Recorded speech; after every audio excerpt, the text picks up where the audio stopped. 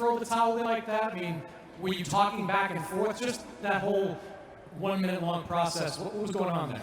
Well, I'm the head coach of the team, but we do things a little bit differently. 99% of the time, the head coach of the team is also the guy that's the lead in the corner. Ours is a little bit more like a football team, American football, where the head coach doesn't necessarily call the plays. You have an offensive and defensive coordinator. So ours is a little bit like that. So what happened between rounds was Mark said something about possibly during the round, Mark said something about throwing the towel in, and I told him, don't do that. I didn't think he should do that. And then the fight went a little bit longer, and then I saw the towel go in. So I haven't talked to Mark about it, but we'll talk about it and figure out what exactly happened there. Just what. Here's what we'll do. In this video, it is 7:31 a.m. Eastern Standard Time, February 23rd, 2020. Over there in Vegas, where Deontay Wilder is right now, along with Tyson Fury, it is 3 hours before 4:30 a.m. So it's still the night over there. So right now, you have a lot of YouTubers who cover boxing who are asleep over there partying, or basically about to get up and start making up all kind of excuses on how he hit him in the back of the head. First and foremost, how did his eardrum get busted if he get hit? Look at his ear is leaking. I don't know if it's just maybe the glove cut. As you can see, it's a little bit white right there. It's a little gruesome. But this is perfectly legal, because I know YouTube be tripping with, trying to not monetize people's shit. But basically, this is between rounds 6 and 7. Deontay Wilder gets stopped by Tyson Fury in round 7. You'll see Kenny Bayless stop the fight and not see the towel, but also the towel being thrown in by Mark Breland. This is JD's right here who's talking on the microphone. So what we're going to do is we're going to play right here, and I want you just to look at the body language. Look at his trainer's eyes, and also notice that Kenny Bayless is also right there looking. Deontay Wilder was already out going into that round. I think it was a good stoppage, and I think the towel being thrown in, it both. Listen, you had two things happen. You had the referee see it, and you had a trainer see it. From my understanding, Kenny Bayless didn't see the towel coming in. But anyway, let me play. This is from my DVR.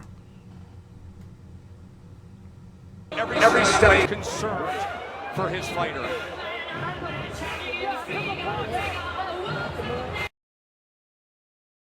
My bad. They're trying to get me copyrighted.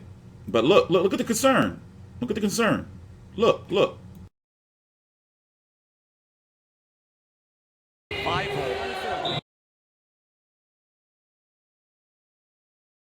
Watch how he gets up and like he's gonna still be out on his feet.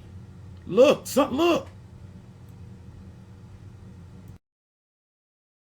a more severe injury to the jaw.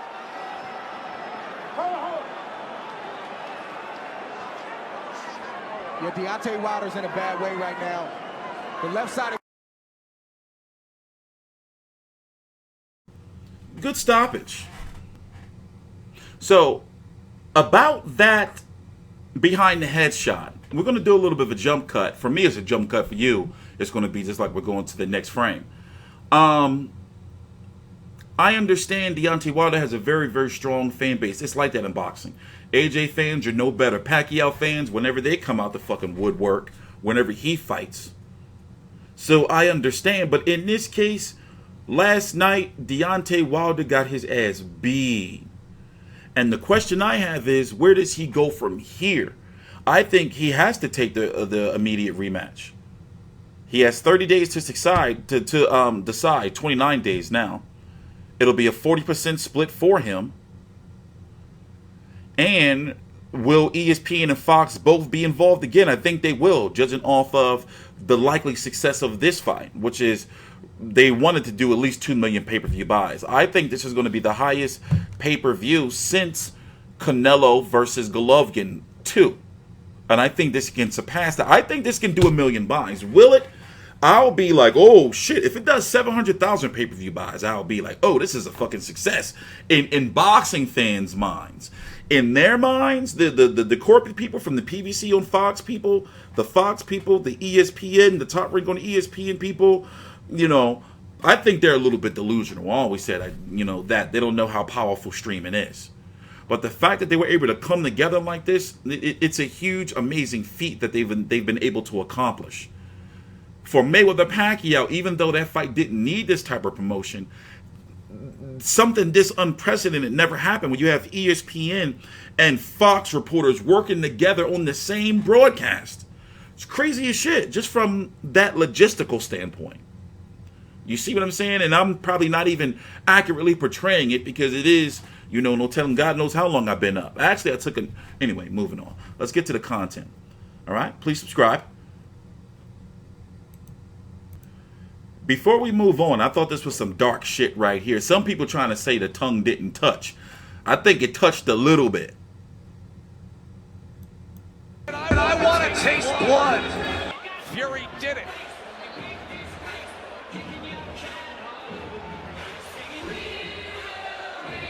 As blood continues to...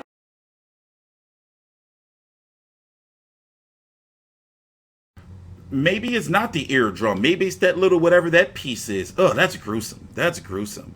Anyway, here's that here's the knockdown. So let's watch this replay, talk about it. And there you see Tyson Fury throwing the left hook before right hand, and the right hand goes right on the top of the head. Deontay saying, what happened? Well, that's the shot that Tyson Fury's been trying to land. This whole fight is a right hand over the top. He's landed it, but he didn't land it quite like that. Borderline. I do admit that. It looks like it slid upward. Let's see if we can get a nice, better, slowed down view of this. This is from my own little personal clips. Let's see if we can bring this back. See if we can bring that back. I can't consider that back in the head. That's not back of the head to me. You know what? I wish I had this type of technology when fucking allegedly Andre Ward punched Kovalev nutsack.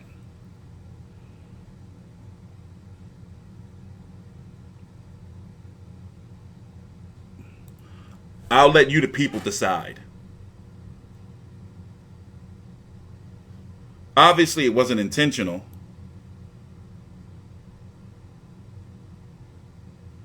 But this is boxing.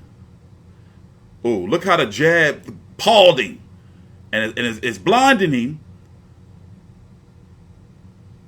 Oh. No, I don't know about that one. That angle right there. I don't know about that one, guys. I don't know. That looks legit to me.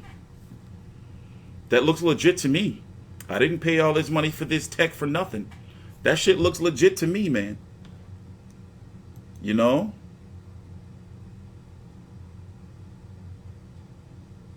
Looks legit to me.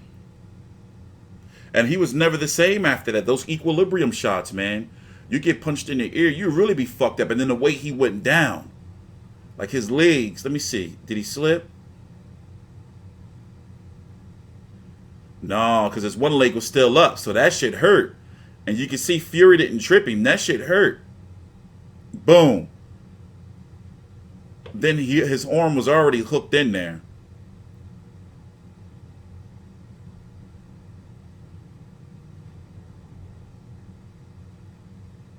And it slid up.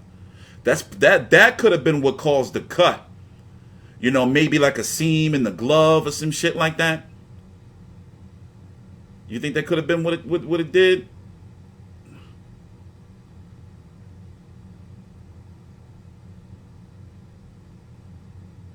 Gloved him. Look.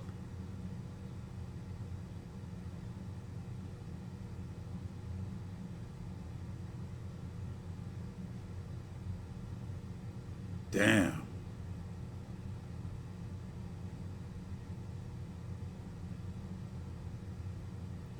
I don't know, man.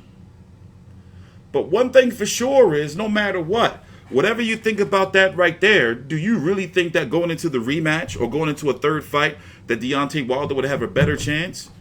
You know, and some people saying that he should change trainers.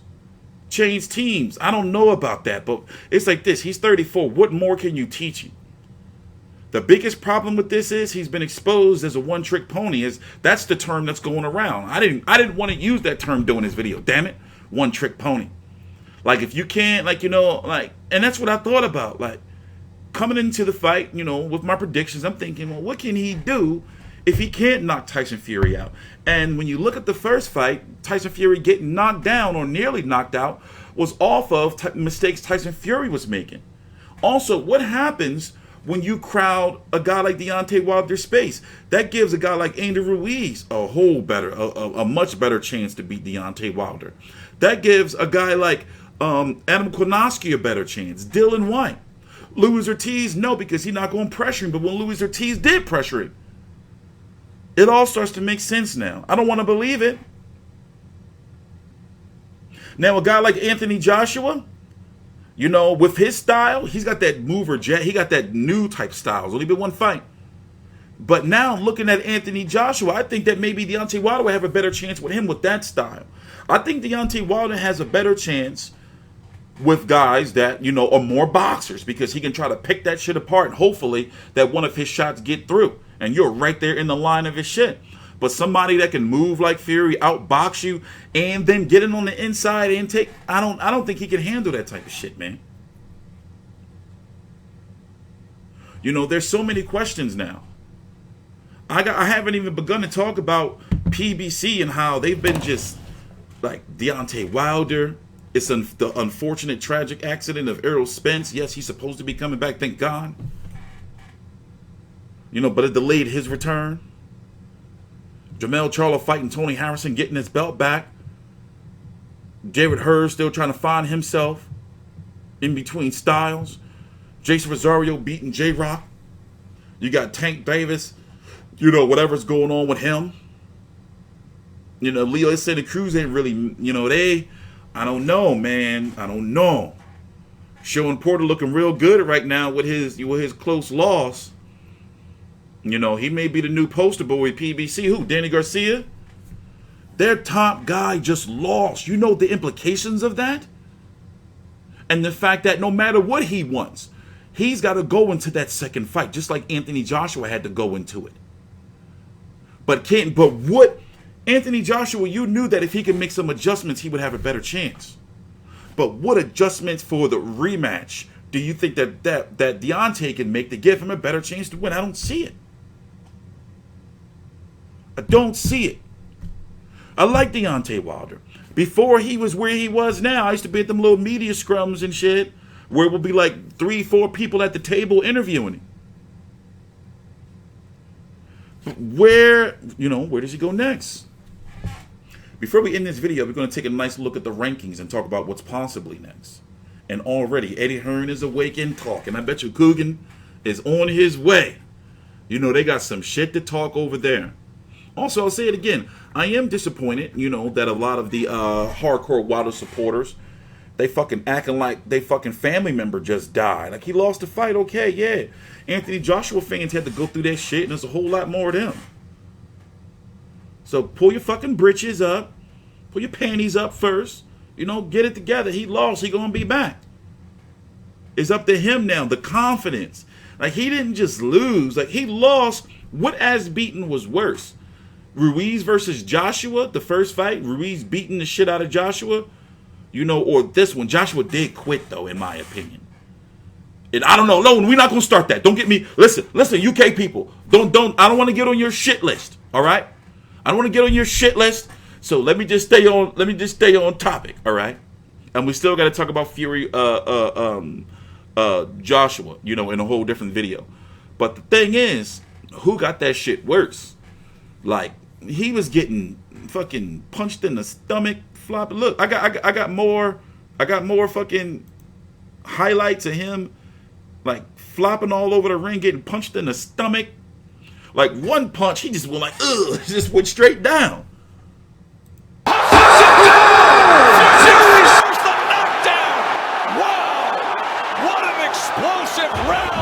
Right hand over the top. He's landed it, but he didn't land it quite like that.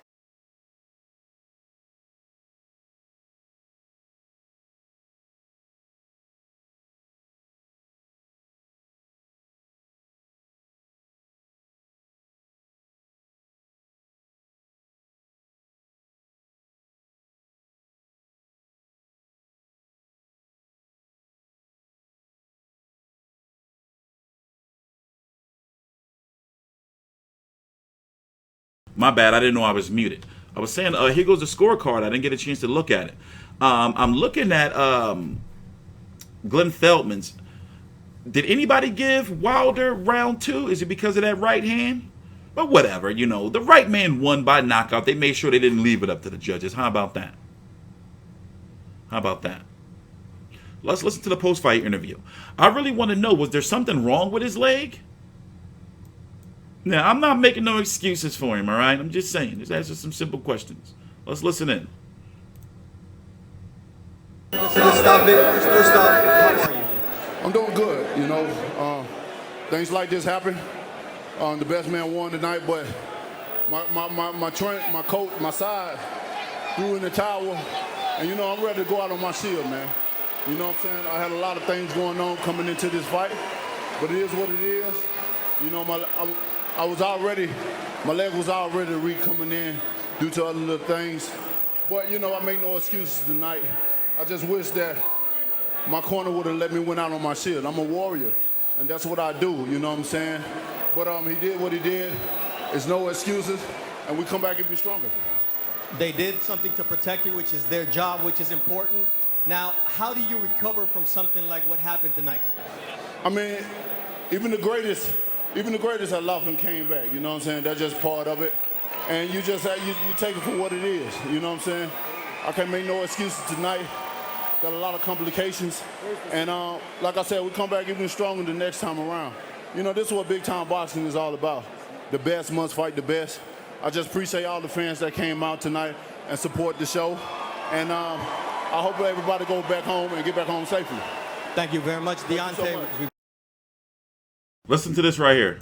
I think his legs look like they normally look, and so I know he came to the ring and they're very, very, like the outfit was very heavy, and I don't know if that had to do with it or if his legs didn't look great to me early on. I didn't think his legs look like they normally look, and so I know he came to the ring and they're very, very, like the outfit was very heavy, and I don't know if that had to do with it or. Now, if there was something wrong with his leg, he's one of the trainers, right? We heard him say, they do like a little football system, right? Then he would know, right? So the leg shit, somebody sent this too. I don't know if he was sending this because he wanted me to look at this and be like, yo, but basically, what is it? Let me tell you, some guys like to get ready early and get stretched out. Like, did he sit? I don't, listen, I'm not making up any excuses. We just going through all the shit from the night. To me, I don't see nothing wrong. I see he got beat up. That's all I'm saying. And the mystique of Deontay Wilder, where does he go next? So let's go look at the rankings. I got to update my rankings. Damn, let's go use theirs.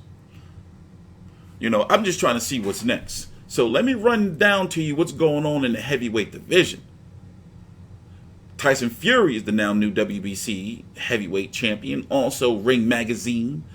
He's going to take his whole lineal thing to a whole new level because he has won all 4 belts in the major sanctioning bodies, even though he, had that little hiatus. But nonetheless, what he's done, beating Klitschko and Wilder, that's crazy. Now, Anthony Joshua, WBA, IBF, WBO, his next fight is going to be Kubrat Pulev in May or June. That's going to happen. I'm not trying to hear. It's happening, okay? By the way, Pulev was in Chicago from it was being reported on Twitter, and he was on his way to the fight, taking a flight to Vegas, and they just deported his ass, sent him home, some crazy shit. But anyway, moving on.